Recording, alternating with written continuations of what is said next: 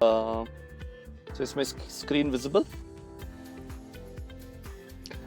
Okay, fantastic. First of all, thank you so much for that introduction by Dr. H.P. Kumar. Thank you so much for that, and it actually kind of consolidates all the different concerns faced with different supply chains, specific with the specifics to India.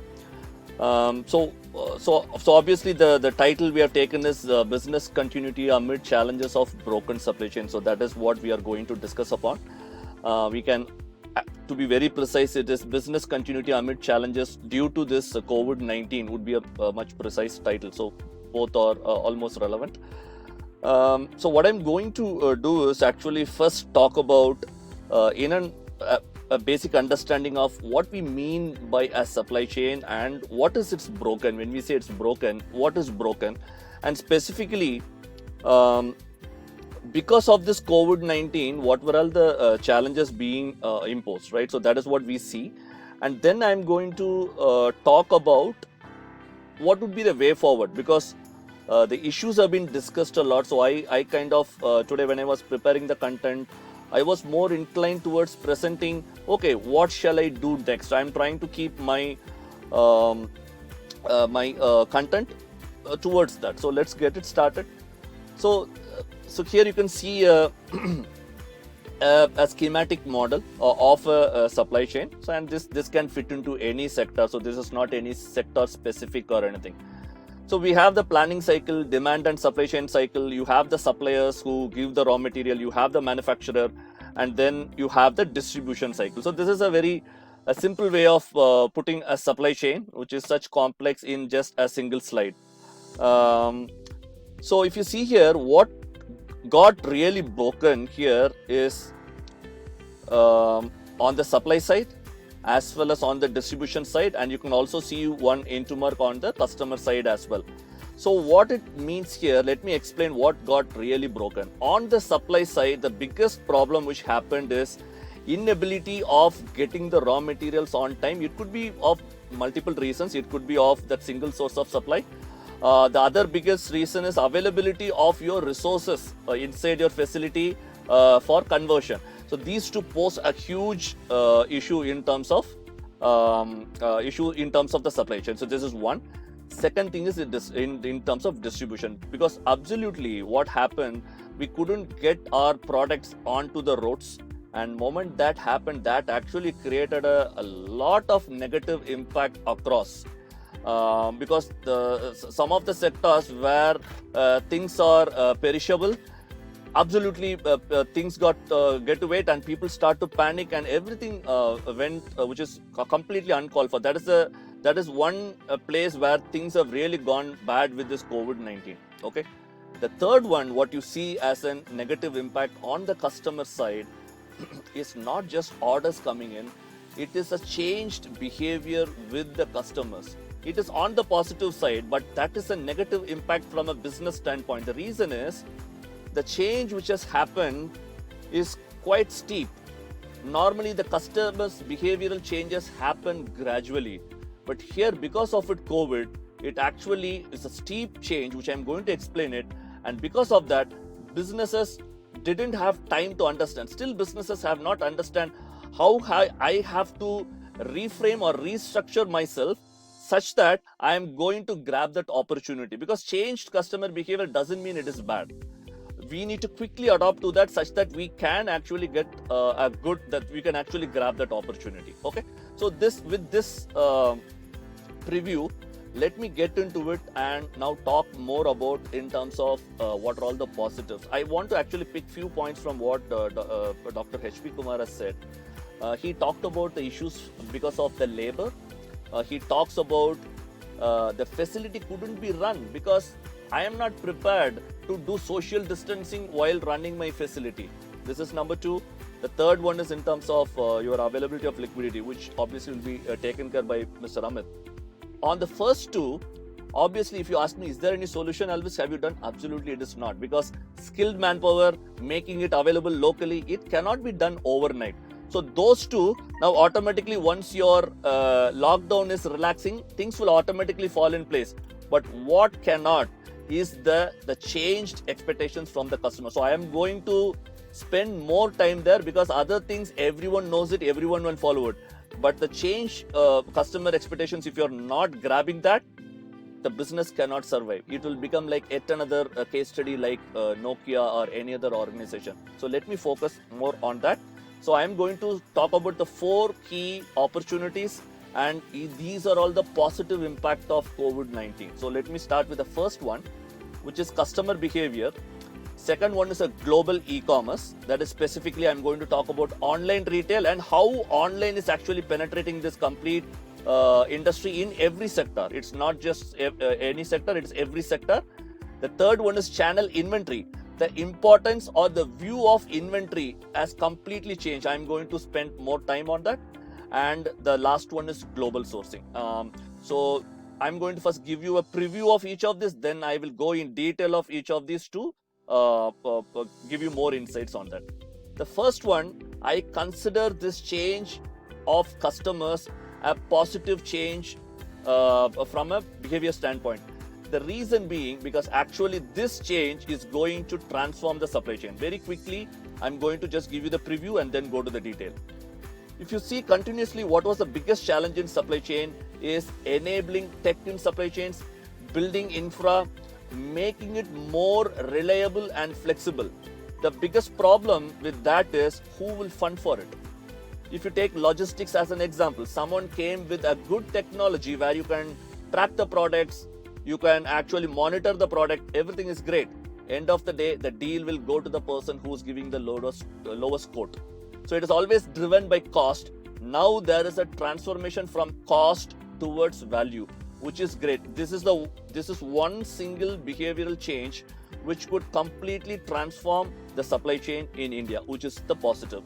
The second one is global e-commerce. Now, yes, it is 100% sure offline markets, there is a steep decrease. The reason is people are still hesitant to go out. So what is happening?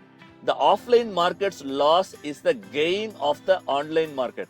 That is what the trend. Already the online retail's forecast is jumped by 2x of the pre-COVID estimation, and it is growing every day.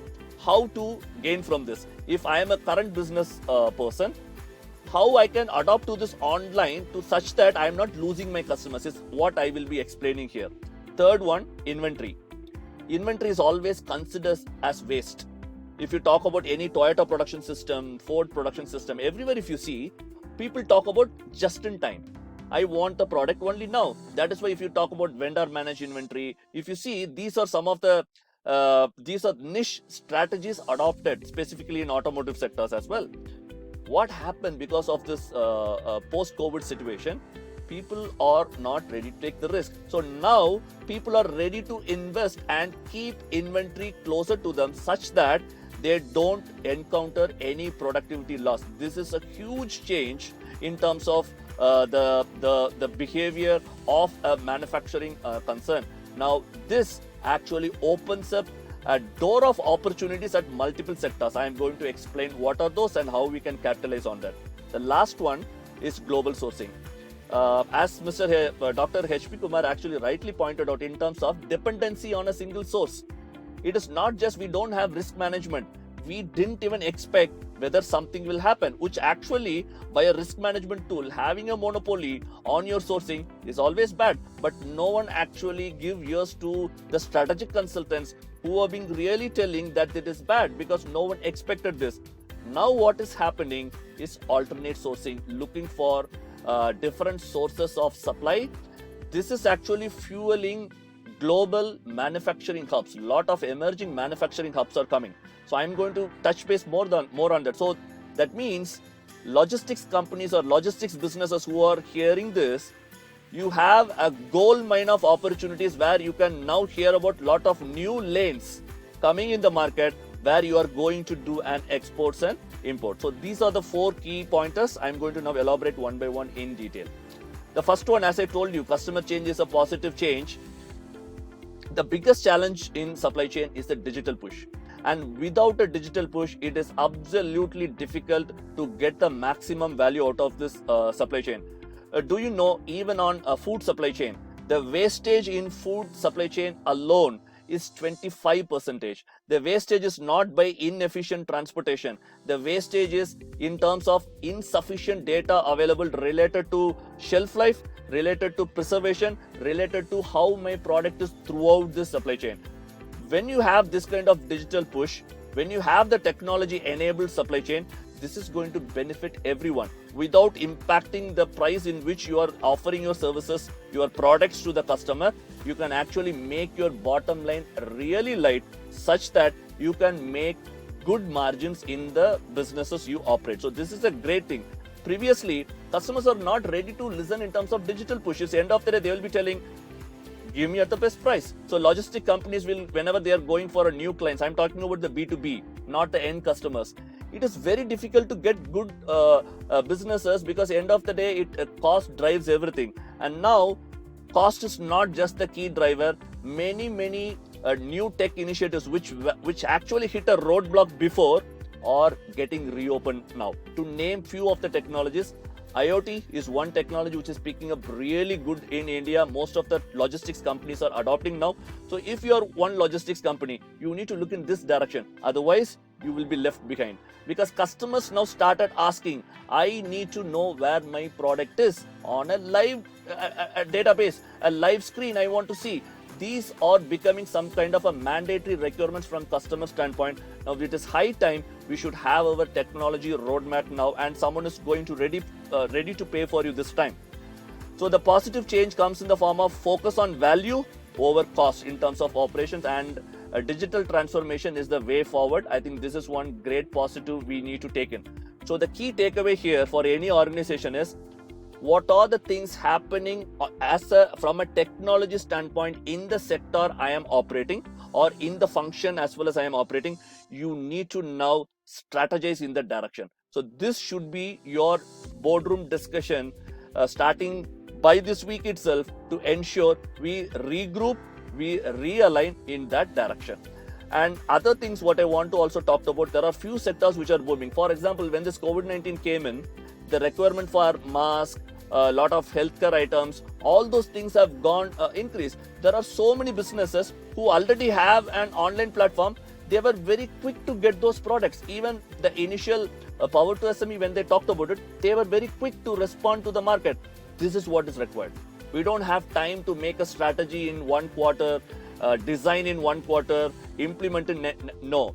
Leverage your positives, understand what are all the changes in customer expectations, deliver it in no time. Those organizations will spearhead in terms of grabbing this opportunity and moving forward. And I can quote many examples like that, not just pharma, not just this mask and all this healthcare items. Even people now started thinking very healthy. So yoga, exercises, outdoor activities, all the equipments related to that, all these sectors are booming like no time. So these are the sectors you need to now carefully understand which sectors are booming and quickly take them into your portfolio such that you can grab this opportunity in a big way. This is number one. Second one is in terms of global e-commerce. Let me give you one number. The revised forecast of worldwide online retail, I am not even talking about India, I am talking about globally, it is going to reach 6 trillion by 2022. Previously, the same number was expected to reach by 2024, early 2024. The reason for this shift is more and more people are now inclined towards getting the products online. And as I've told you before, the offline market's loss is the gain of the online market. So what is the way forward is omnichannel. Now, if you see already all the big companies, because I am from a consulting area, I can see the designs what we do is omnichannel. What that means, an offline retailer leverages all his offline infrastructure, still builds an additional channel to reach the customers in the form of online. This is called as an omnichannel. We need to invest our efforts quite fast in setup and omnichannel in reaching customers faster. This could apply for service as well. Let me give you one quick example. The laptop in which I am taking this is a HP Spectre laptop. Traditionally, what you will do, you will walk into a offline retailer, a HP store, you will take a demo, and then you will check everything, and then you finalize, make the payment, come back. I didn't even visit it because HP is very quick. I won't even tell HP. This particular retailer of HP is very quick to give me a complete experience online. He presented 10 different models, and this is quite a big purchase. This laptop itself cost almost 2 lakhs. So they do this in terms of to ensure, otherwise it's a loss to them, right? Complete online experience, sharing the models, sharing the specifications, giving me the demo, giving the quotation. Everything has been done completely online, made the payment online. The delivery is also that it is basically delivered at my doorstep. How quick? Did it take 1 year for this transformation for an offline retailer? No. If that particular retailer didn't quickly think about this online point of view, he will lose all these things. Now this is one laptop. How many such laptops he would have sold in that month, in the past months? This is what you need to look for. And not just that, this 6 trillion, we are also talking about, this is another people who are interested on global logistics. 1/4 of the global e-commerce market is going to be cross-border buying. What that means is people from India buying from India is not a cross-border sale. People from India buying from Australia, buying from United States, this orders qualify for cross-border buying. See that number. 1/4 of the global e-commerce market is going to be driven by cross-border buying. What that means is your global logistics is going to get into a big boom. So this is the time, if you are a logistics player operating in India, this is the time you make your global logistics strategy right now across the table and be ready for it. Otherwise, that 1/4 of 6 trillion, 1.5 trillion is the opportunity what you are going to lose. So this is another important thing. Traditional offline players looking towards online, that is making into an omni-channel, like what example I said for HP retailer, a very simple example but very effective. The second one is whoever is working on a logistics industry, the biggest benefit is going to come from the global logistics, because 1/4 of just the online sector, online retail itself is going to come on cross-border buying. So now this is what you need to set up your global logistics strategy. This is another positive. The third one is channel inventory. I just said people are now not interested in just in time. So you may think, yes, okay, fine, they may keep the inventory with them. What is the big thing? This is where you need to really invest your time on understanding, because of this, what kind of business will be benefited. Whoever is doing this strategic thinking and forward thinking will make their infra ready, and they will become an obvious choice when market behaves. I'll tell you few indicators here. Because people are decided to keep more and more inventory, what is happening? There is a strong demand in warehouses. People want more and more storage places. Already your requirement of warehouses, it is going in all-time high. So more and more warehousing requirement is going to increase. Warehousing related services are on the rise. Not just that, people are now very much interested because they realize that because of this COVID, I couldn't handle this. I couldn't get my shipments on time. I couldn't even run a transit hub. They are ready to outsource their end-to-end of logistics and supply chain. So any player operating in the services, you need to make your portfolio not just on storage, you need to make it end-to-end. That is going to be a very strong potential. At the start of 2021, people will start hearing this, but we should prepare now to gain out of this. And I'll give you some numbers here. Just for digitalization in warehousing alone, the estimated industry size is $10 billion.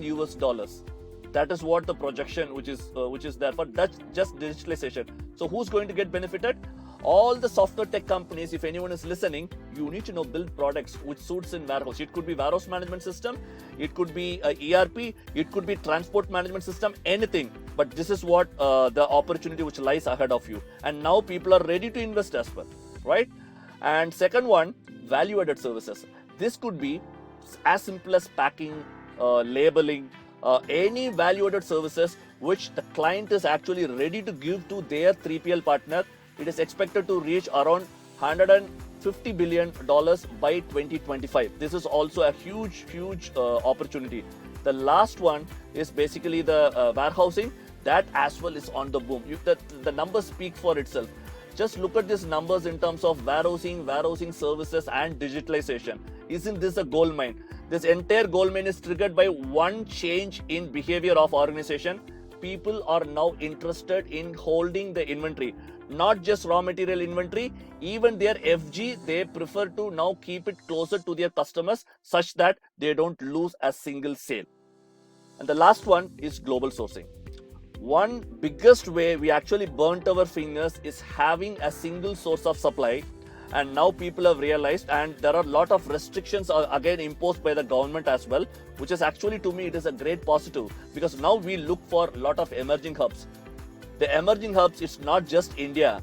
We have Thailand, Indonesia, Vietnam, Malaysia, Taiwan, Philippines, Bangladesh. I can talk another 6 countries. These are the emerging manufacturing hubs. So this is the time where we need to focus. Is these emerging manufacturing hubs is going to be my competitive edge, either through sourcing, such that you actually diversify your sourcing rather than single source. Not just that, if you are a person who's into retailing, can you procure anything from here such that your supply chain is going to become vast? Third, logistics, guys. This is the place where it is going to open up new lanes. Moment emerging manufacturing hubs, they are relatively new for logistics. They don't know, okay, I am from Indonesia, I manufacture these products. Now I want to take this to 15 different countries. What will I do? A service is required. Now I need a partner who takes care of completely taking this to 15 countries, store it and sell it. This is another service. So what this means is tons of global logistics related services are going to open up, and these are all newer lanes. Why to go and compete on single lane where there are hundreds of players are already fighting it out? Focus on the newer lanes, build an end-to-end service versus and the logistics. Obviously, you become an obvious choice for these emerging manufacturing hubs to rely on you for logistics as a service. Okay, so this is the second one. The third one is load consolidation. The biggest problem with these newer lanes is they may lack volume. So they will be pushed to go for a part load, and you all know that comes as a huge price. So there is a new service which already people started doing, is load consolidation. This happens, so the technique is not new. It happens in Chickpet in Bangalore. What they do, one guy who wants to ensure he gets the benefit of the logistics cost, consolidates both what comes in and what goes out, and he is a middleman. He doesn't have any tools or techniques, or he may not even know what is logistics, but people does this load consolidation. They move products from across the globe using this technique. Now we can make this into a digital product, or as a service can go and offer to those emerging hubs. I can 100% guarantee you these services will be at tremendous requirement will come in moment these emerging manufacturing hubs started picking up, and they have already started picking up. Okay, so these are some of the insights. The last one what I have is in terms of what we as consultants do is transformation. You can't just decide, okay, my business is like this, what can I do next? This is just a snapshot. You need to do 3 things to your organization, whatever organization may be. First and foremost thing, you should know how is my business performing today. This is just a very simple engagement model, a proven model of how we derive or deliver value for our clients. This I wanted as a snapshot to you to tell. So first you need to understand how is my business performing today. Document what and all you are doing today. That is step 1. Step 2, considering the future growth, considering the changed behavior. All what I talked today, you need to evaluate your current business and tell what could become my bottleneck. Not by today's expectation, by the changed expectation, what is my bottleneck? Only when you do these 2, you will be able to put across your action plans clearly. Moment you get these 2 clarity, you then put up a action team on a war footing basis, fix those bottlenecks, and make sure your supply chain is ready to grab that opportunity. And next goes the implementation. So this is a kind of a quick way how you need to transform your businesses such that you grab this gold mine of opportunity which has opened up by nothing but the COVID-19, which actually created a lot of issues like people availability, change in layouts, and etc. All those things to me is temporary. that will go off in few months. But after those few months, whichever organization is ready to take up the new opportunities will be the winners. With that, thank you so much for giving me the opportunity. I would be further glad to take any additional questions at the end of the session. Thank you so much.